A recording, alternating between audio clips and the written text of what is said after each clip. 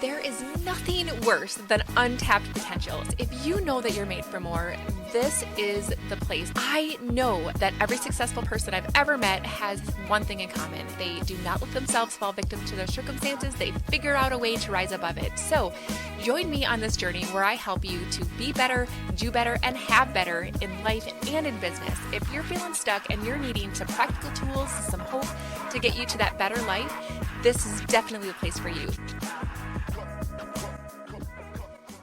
Hello, everybody. Welcome to the Unstuck Podcast. I am your host, Lachelle Weemy, and here we are as a tribe of people who want to get unstuck from all the things that are holding us back in life and in business. And I cannot wait to talk to Elaine Slatter. You guys, she is the founder of Excel Consulting, and she is going to bring the fire today because she is going to make you feel like you're not alone when you are stuck in your business. And I know, Elaine, you work with a lot of startups, and a lot of the people who are listening to this might either be starting their businesses, they might be thinking about starting their business, or they might just feel like, I'm stuck, I want to burn it down and I want to start all over again.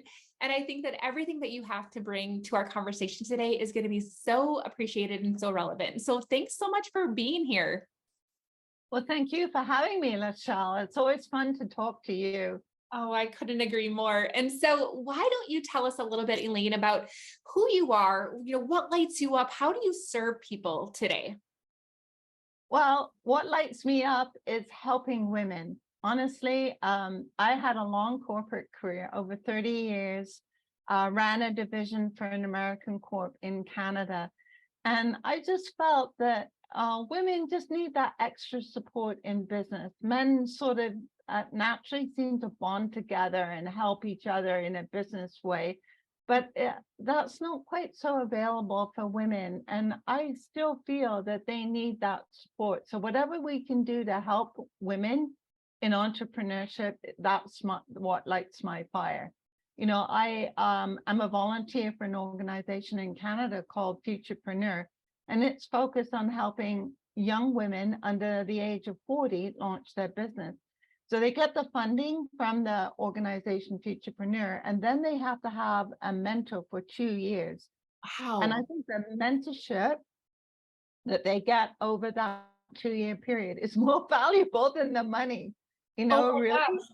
Right. Because I think that so often we can become disillusioned to what it's to be like we make the decision finally in courage and we're like, okay, I'm going to do this. And then we think that everything is going to just come to us. Like all the people who need our help are going to just flock to us and everything is going to go swimmingly well. But in reality, sometimes it's hard, isn't it? And to know that there's people that get it and are like, hey, it's okay. Like I've been there. Like here, this is what we can do to get you out of that. I love that. Yes, totally. I find sometimes women get totally overwhelmed at the very beginning, and then they kind of lose heart, or they get into their headspace and think, well, I'm not good enough. My product or service isn't good enough. And many of them sort of give up right at that cusp when they are close to making it, but they just don't kind of see that they've made any progress. I would love to talk briefly about your transition from corporate America to entrepreneurship, because I think that is always nice to hear other people's stories of what made you make that decision. What lessons did you learn? What advice would you give for people who are considering making that transition? Yes, well, that's very true. Like that is a big transition. And so for anybody who's considering it, I'll talk about my journey. And, I probably should have started my consulting company as a side gig many years before. I knew my corporate life was going to end because, you've done the same thing over and over again for multiple different owners. And it was getting kind of stale, and I wanted something different. And I truly wanted to help women in business. So I thought, I need to start a consulting company to sort of help people with the transition by coaching them. And also marketing was my specialty before I was the head of Canada.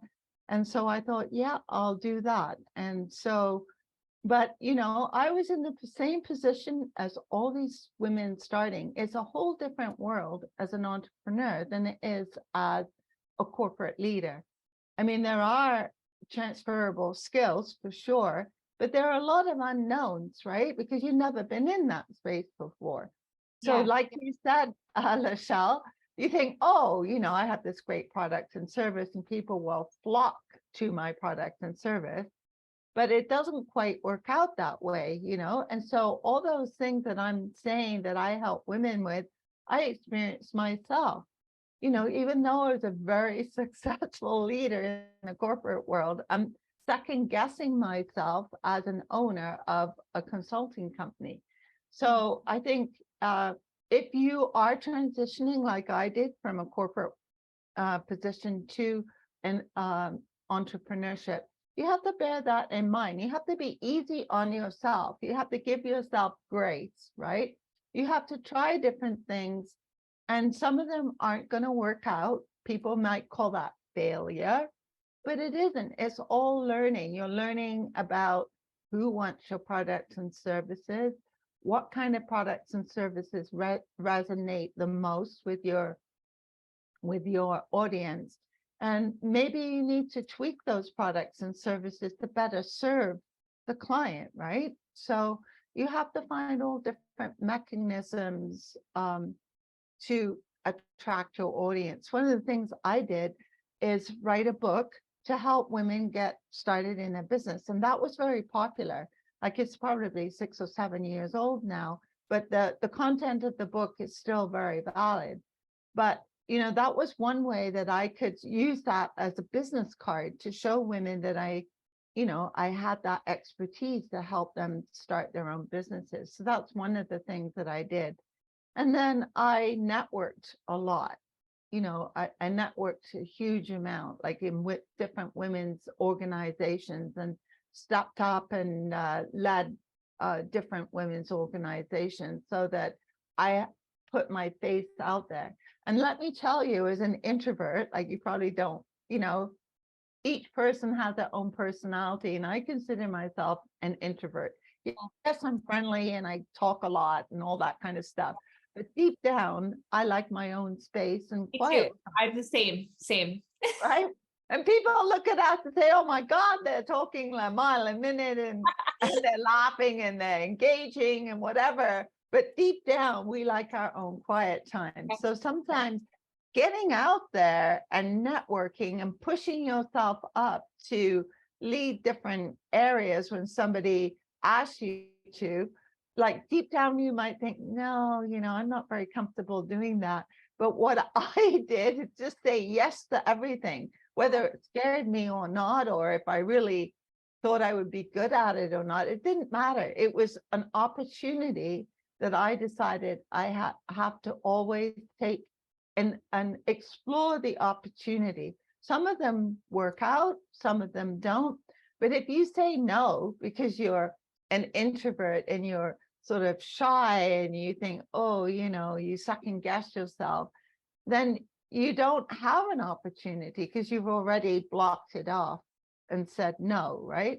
Yes. So I always say yes, and then we see how it goes. And if it's a success, great. And if it doesn't work out for, both parties, then you just determine that, no, that wasn't the opportunity that was the best for you, and you move on. Yes. But I always say, just take that first step. I mean, in my corporate role, I wasn't scared at all. So why am I scared as an entrepreneur? You just have to get over yourself, Yes.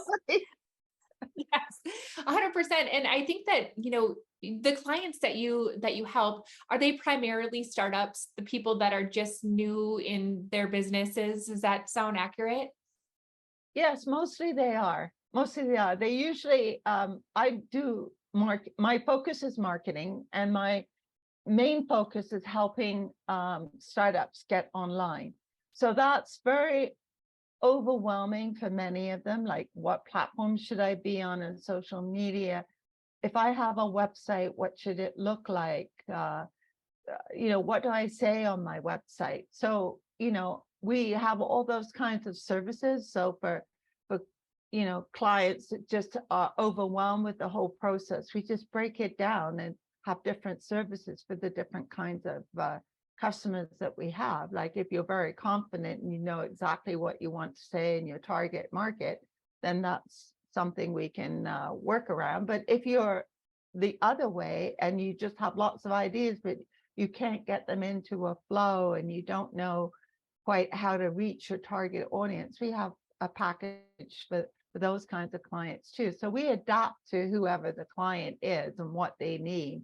But honestly, most of the time, you're like the biggest thing that we do is handhold our client and give them that confidence that their product or service is Right. what somebody does need, and how do we sort of package it so that it's very clear to that client. Because a lot of people make the mistake, for example, when they're doing a website and they make it all about them. They talk about their products and services in that we can do this and we can do that, but they're not focusing on what the client, prospective client, is looking for. Right. Taking away that pain for the client. So you Yes. have to gear your website verbiage towards what is the pain that they're suffering, metaphorically, of course, and how can we fix it as your company. And so that's how we guide the people on their website. Some people write way too much. They know their stuff and they want to empty their brain, but people are very quick they want to just see snippets. So you provide the snippets. You don't provide the whole thing. You just give them enough to want them to like and trust you and work with you. So that's what we clarify for our customers, what a website really is for and how to engage people, like by using, videos and that kind of thing, and pop-ups and freebies, all the things that people are looking for before they're going to work with you. Because just because they land on your website doesn't mean they're going to call you tomorrow. It's a process, just like everything else, right? So what do you think some of the things, you've mentioned a few, but describe to me, the mindset that a lot of the women that you work with are coming to you, and what are they struggling with? I think a lot of them are struggling with self-confidence. They might be experts in their field, but they don't have that self-confidence that they can actually make that into a business. And for some women, that's self-confidence or lack of self-confidence shows up in perfectionism. They keep working and working and working away at something, and they won't launch it because it's not perfect. Well, our world isn't perfect, and people, your prospective clients, aren't looking for perfection. They're looking for synergy. Like, is this the right fit for me? They're not looking for perfection. So I think that's one area that women very often struggle with is that perfectionism. The other thing that women, the other side of that is that they get imposter syndrome. And what that is, for anybody that isn't sure of the definition, is that I'm not good enough, which is the opposite to perfection, in that I'm not good enough. I don't have the experience. My product line isn't completely full yet. I only have a few things that I'm selling, and I think I should have like 10 more things. And so they have all that self-doubt about their skill set or their offerings, and that prevents them from launching as well. It's the opposite to perfectionism. It's like, I'm not good enough. Yeah, But 100%. I see that in a lot of my clients because I help people create their life by design, which means that yeah, we're going to build a business around the life that you want. yeah, And in order to do that, we have to make sure that we're positioning our products and the pricing that's going to allow for that to happen, right? And I see that happen a lot where women will come in and they're like, I just am afraid that this isn't mhm, worth what that you want me to charge. And I remember myself going through this several years ago where I hired a coach and she's like, I think that you should charge this. And I'm like, oh my mhm, gosh, I can't charge that. And it was funny. And I remember talking to my husband that night and I'm like, honey, this is what she wants me to charge. He's like, you can't charge that. And it was so funny because it was like his money mindset was worse than mine. And then I got I'm like, okay, what did I ask him, And I'm like, I am paying her for her advice. Why am I not taking it? She saw Yeah, the value in what I had. She knew that it was worth what she was telling me to charge, but I was struggling with, is this, worth charging that? And I see it a lot of my clients as well. yeah, yes. But when you go, you know, you're paying for the expertise and the knowledge of that person. So you've got to have that self-worth yourself, that you've spent a long time gaining that knowledge or developing your product, Yes. whatever thing it is. And so you have to incorporate that into the price of the product. Sometimes if you price yourself too inexpensively, people think that you're not giving enough, that you won't give enough Yes. value, Yes. right?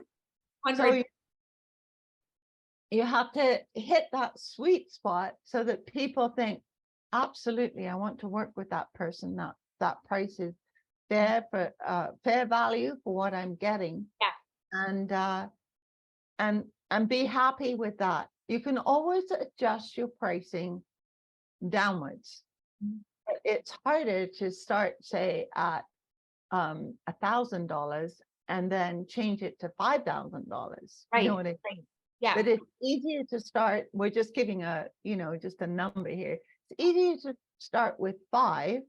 And then if you're not getting any traction, you can throw different things in to add to the bundle. Yes. Right? So that Yes. it's still 5. Yep. And then if you're still not getting any traction, you can give them 1 or a 2-day opportunity to get the 5,000 value, say at 3,000, right? But keep it limited and cut it off when you say you're going to cut it off. There's all different ways to do that, but don't start too low. It doesn't work out that way. Yeah. You're better off to have fewer clients at the price that you want to be at than it is to have 10 times the clients at a fraction of the cost, because it's a lot more work for you to have 10 clients at 1,000 rather than 2 clients at 5,000, right? Yes, 100%. I love that. Yeah. And okay, so you mentioned just a lack of confidence around charging. You mentioned perfectionism. What tips do you have for people who are stuck in that perfectionism cycle where they just can't themselves to pull the trigger? Well, I think you just have to make that decision that if you keep going on the perfection road journey, you will never launch, ever, ever, ever. So you have to pull the trigger on something. Doesn't matter what it is, but you have to pull the trigger on something and test that market out. Yes. I mean, that's one of the things that I think a lot of people don't realize is that we oftentimes will go into creating a product, right, or a service because we think that it's what people want. Yeah. In reality, they want something different or maybe just a subset of what you have. And you don't know that unless you test it. And I think that you can get into this mindset of an all or nothing, black or white, like success and failure. But really, it's like, I'm going to test this out. I'm going to see how this lands. I'm going to recognize, like, is this the product that people want? Or is it that my marketing needs to be adjusted a little bit? But you don't know, you guys, until you get into action. And you might very well be putting all of the beautiful bells and whistles on something that is not what anybody wants or needs. Exactly, Michelle. Yeah. Exactly. And then you ask your customers, is this what you want? Are there any tweaks? Are there any other products around or services around what we've given you that would work, enhance your experience, right? Whether it's a clothing line, a facial line, coaching services, it doesn't really matter if it's a product or a service. Your customers will come back to you with different questions or on social media, you ask them, what did you like the best about it? And everything is an evolution. Yeah. What you see in a company that's been around for 5 and 10 years isn't what that company started out with. I can guarantee you. Look at a platform like Instagram, TikTok, Snapchat, Facebook. What you see now isn't how they started at all. No, So not at they all. were on a journey the Yes. same way that you are as an entrepreneur, right? So true. And I think that like, this is what I found too, is that people don't relate as much to perfect people. No. Right.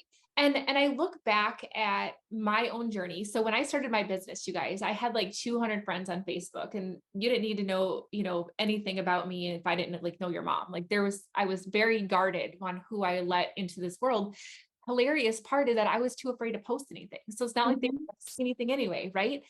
And I think that when I started to take myself seriously and my business seriously, and I recognized like I wanted to create something for myself, I just had to start somewhere.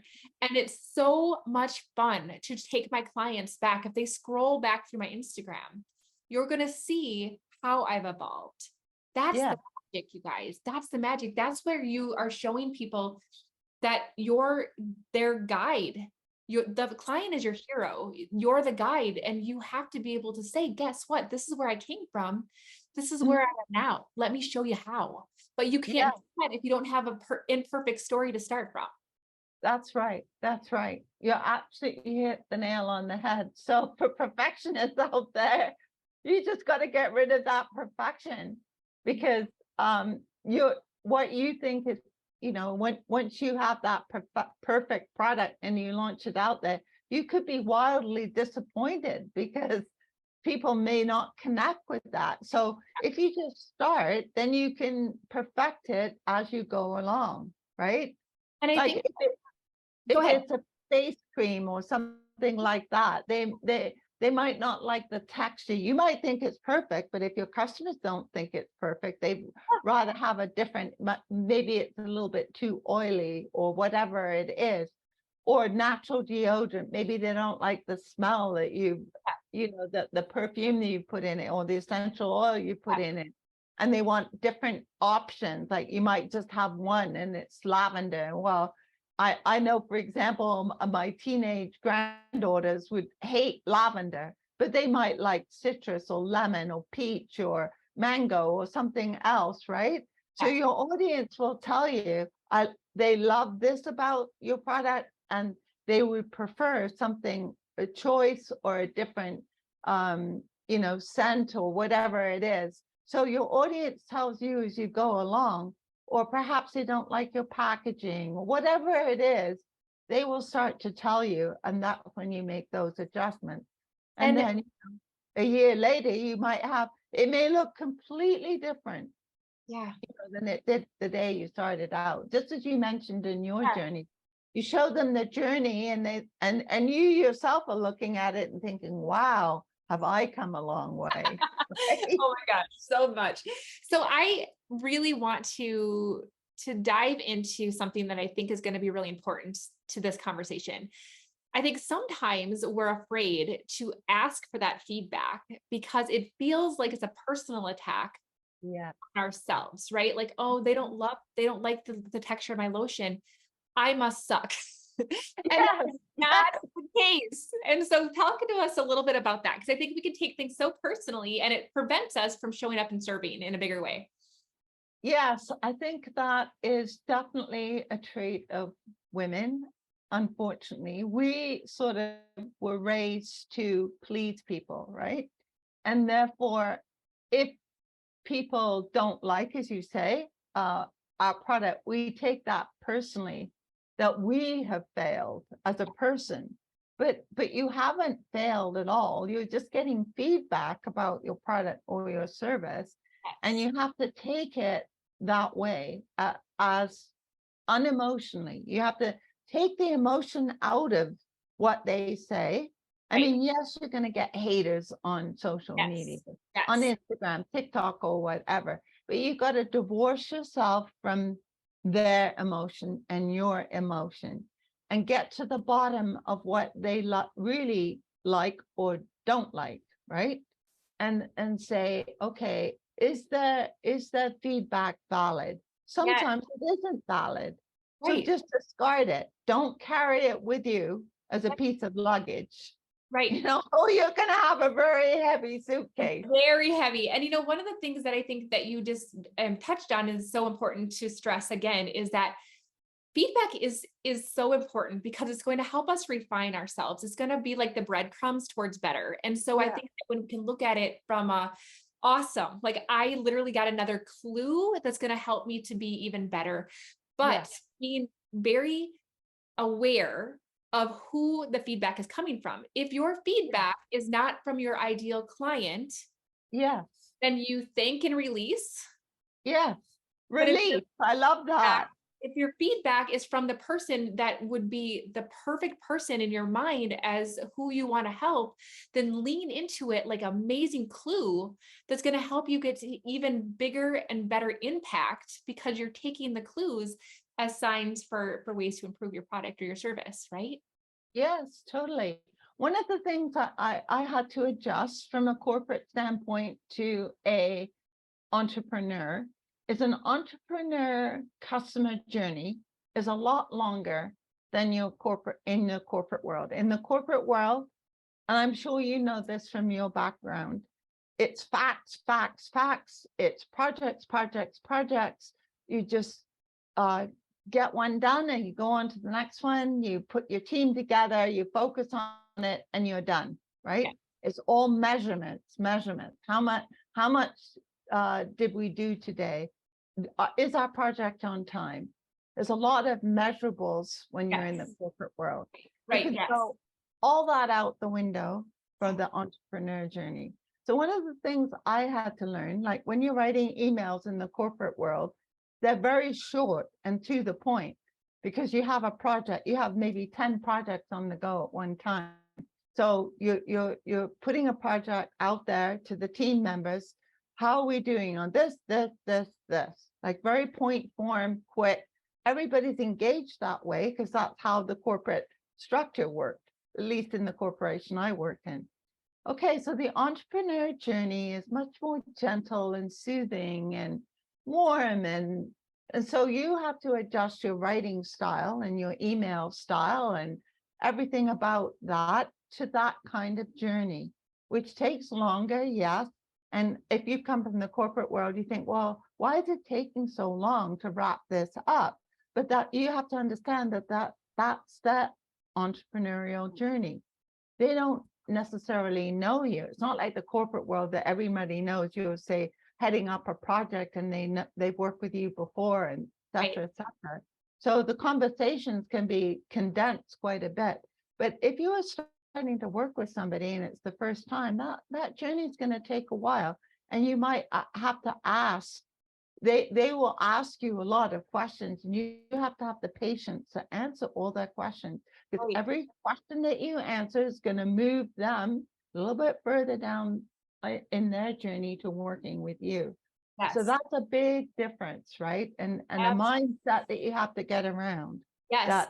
That entrepreneurial customer journey is longer, and you need to have the patience to clarify what they're asking all the way through until they have actually either bought your product or bought your service.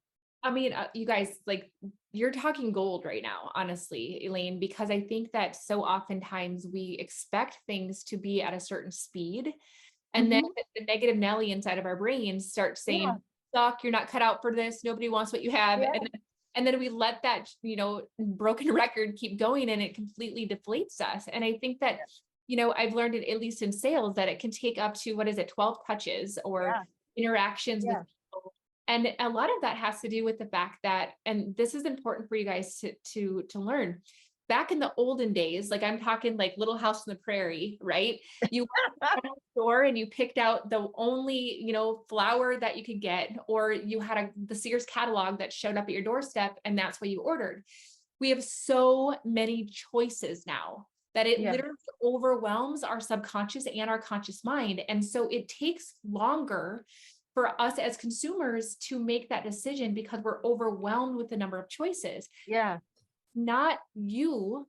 It's literally brain science that's preventing your clients from making that next move. The other thing that I found, and Elaine, I would love to hear if you have an opinion on this, but service-based products like coaching, for example, can be really hard because people that are investing in that are essentially investing in themselves. Yeah. And if you are already struggling with confidence, you're going to really have a hard time investing in yourself because you don't believe that it's possible for you. So again, it's not you as a coach that has that to overcome. The client needs to slowly build that belief that they are worth the investment in themselves. Yeah. Yeah. Another tip I think is in that journey, as you mentioned, like the 12 touches, only answer what your client is asking, one step at a time. Don't bombard them. They've asked one question and you've given them 20 answers. Yes. You've answered the question, but you've given them 20 more things, because that then, as you mentioned, starts to overwhelm them again and they start to back off. So that's one of the things I learned along the way, that the journey is the 12 touches. Just answer the question that they ask. Don't give them too many options or too many answers to that same question. Just give them one simple answer that will clarify their question, and that's it. And then if they come back with another question, you answer that question. Don't try to close too early, because you'll lose them because as you say, they're overwhelmed. They want to go on the path with you, but they want to go on it slowly and clearly until all the other clutter around them, all the other people that are pitching and doing things and overwhelming them on social media or confusing them, all that goes away eventually when you've answered them their questions step by step by step. Yes. Oh my gosh. Word vomit can give people I love that word vomit. Yes. It's like it can not only confuse people and scare people, but it also, I'm a big believer that it's not what we do, it's who we are while we do it. It's the energy that we put out. And so when I get into convincing mode and I want to, slap on all these extra additional facts to your question, it makes me almost come across with desperation breath. Like I'm trying to convince you on what I want you to know, where really it's just like, listen, and then answer that. I love that, Elaine. Thank you so much for that. That's why, like, listening, honestly, is the biggest skill you can develop as an entrepreneur. Yeah. And if you're not sure on the listening part, when somebody asks you a question, don't quickly send a reply. Reflect on it for a few minutes, because, that way you're going to give a better answer. Yeah. And be able to answer it in the tone that they asked the question. So when you answer the question, use the same kind of tone that they used in asking it. Yes. Oh my gosh. There's one more thing that I really want to dive into because this is so good. You guys, I'm just appreciating all of Elaine's expertise. But one of the things that I find when you go from 9 to 5 to, entrepreneur space is it feels like 9 to 5 to 24/7. And when you just said, like, when you get a question, pause and then respond. I think that sometimes what happens when we go into the entrepreneurial space is that we get trapped in our own fear that we're going to lose someone if we do not have an immediate response. Right. Or we get out of balance with all of the things that we have going on in our lives. And then we're like, why the heck am I doing this in the first place? So what would you say about that expectation for ourselves in that space? Well, you're absolutely right there. I think you have to take the question and acknowledge the person by saying something like, yes, that's a great question. And sometimes you don't have the answer right away. So my rule of thumb is if somebody asks a question, you get back to them in 24 hours at the very outside, but you may not have all the answers. And that puts a lot of pressure on you, right? You think, oh my God, they've asked a question and it's going to take me, a couple of days to answer it. And what do? I've got to answer them. Well, yes, you do, but you can acknowledge, yes, that's a great question. I'd like to take an extra day to research it for you. You don't have to be the expert in the first 24 hours, but you do have to respond to them.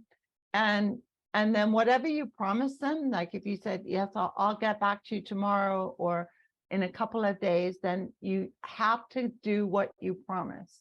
Like you can't get back to them a week later. If somebody says I'll review it on the weekend and a week goes by and they haven't reviewed it, that's a no to me. So don't overpromise.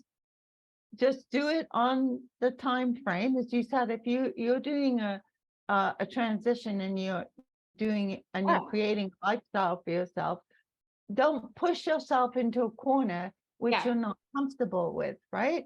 So say you have a family of 3 children and a dog and a husband and a house and a this and a that, and you can't, you're bombarded here, there, and everywhere. Just take your time. People, as long as you're true to the journey, everybody's going to stick with you. If you don't stick with your promises and you overpromise and under-deliver because you're overwhelmed with your 3 kids, the dog, the house, and your husband, then you're not going to get the order anyway. You know what I mean?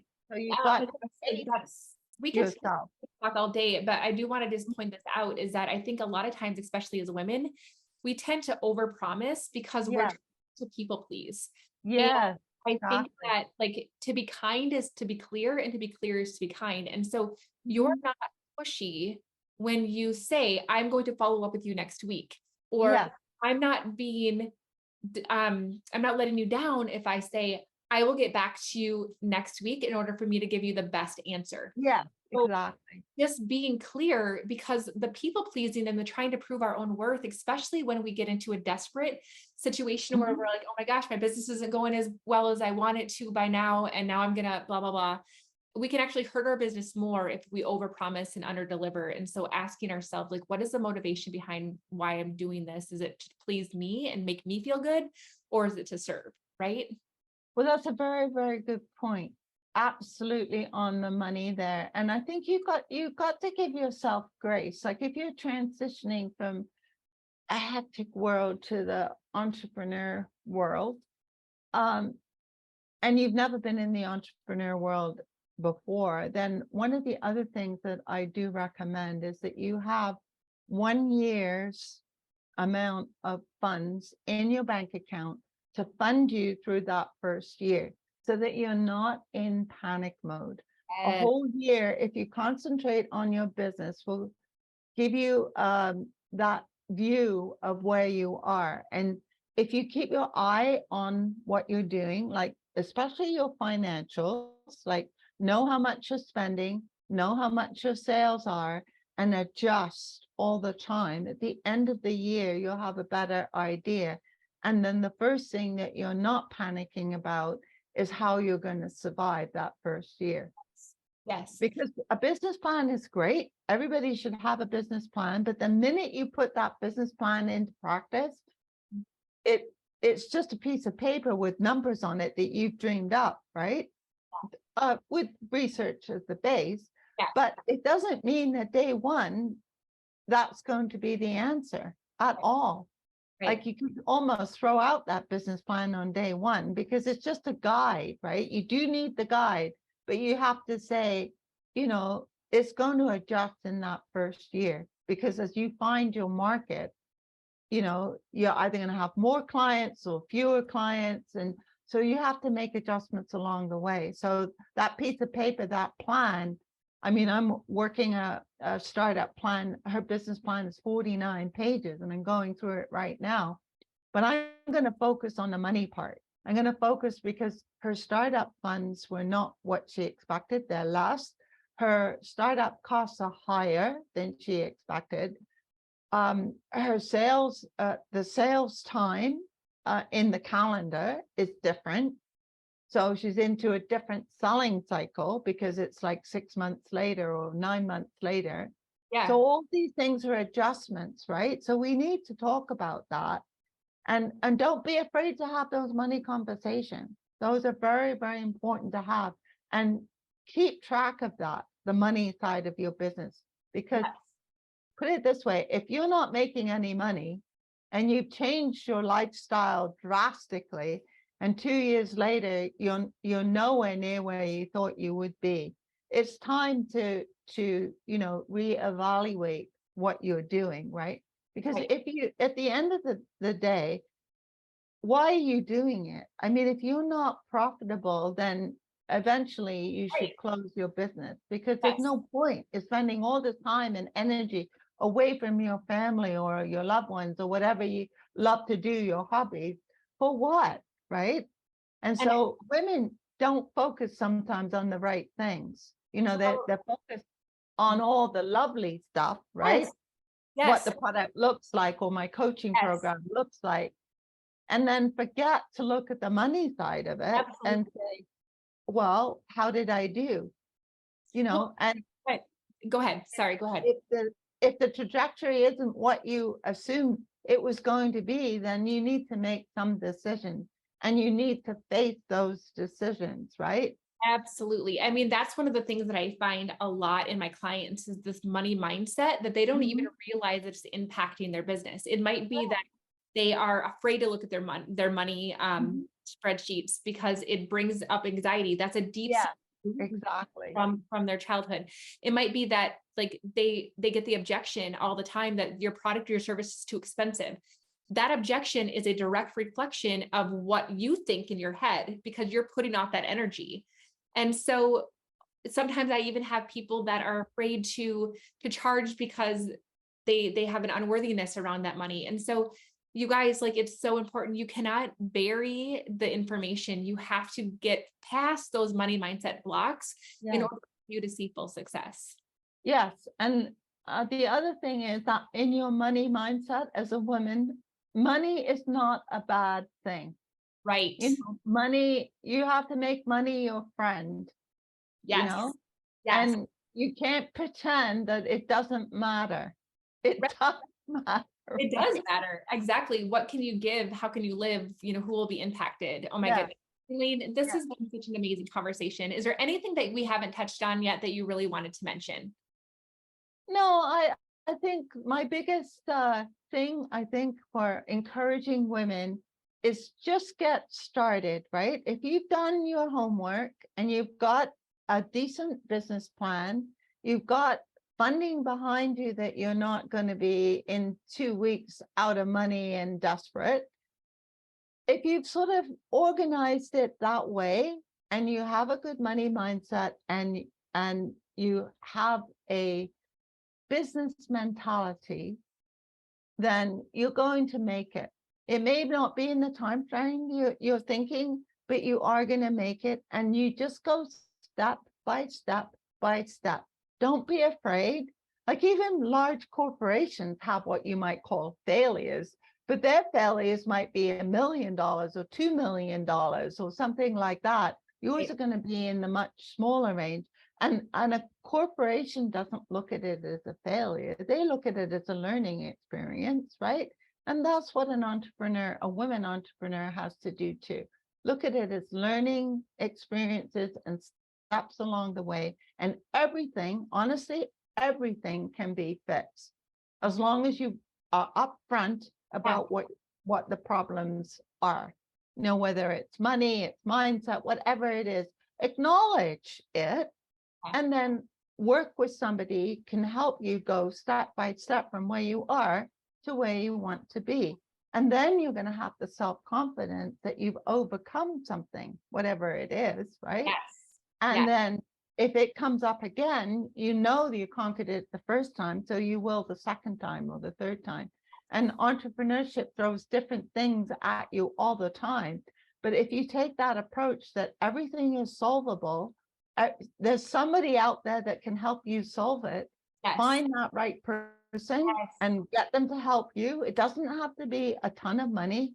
You might engage somebody for, I don't know, a month, and they might have fixed something up for you. And then, 6 months down the road, you might go back to that same person and take another step, so do it step by step by step. You don't have to enroll in a $50,000 coaching program on day one. It's probably not for you because it's too far advanced for you.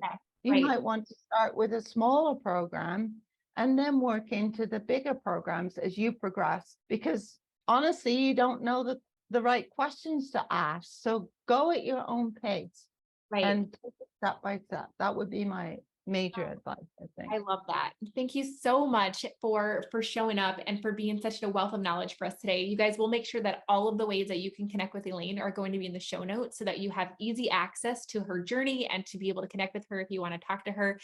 As always, it is such a blessing when you take a screenshot of these episodes, share it in your social media, share it in your stories, tag us so that we get a chance to celebrate and acknowledge you and to share you with our audience. And we always, always, always appreciate a review, letting us know what was the thing that really spoke to you during this episode, because it's such a beautiful gift. Then we get to know like what's on your heart and what's on your mind. Leave a review, make sure that you hit subscribe, make sure that you do all the things, share this out on social media. And Elaine, one of the things that I always love to do when I wrap up these conversations is to ask my guests to propose a question that the audience can think about and ponder that's going to help move them from where they are to where they want to be. So what is a self-reflection question that you would love for them to think about? Well, I would say the self-reflection question, I would say, is where do I want to be 1 year from now? And how am I going to get there? Yes. Love that. Love that. Thank you so, so much. You guys, I hope that you have an amazing rest of your day, and I will see you next week. Bye, everybody.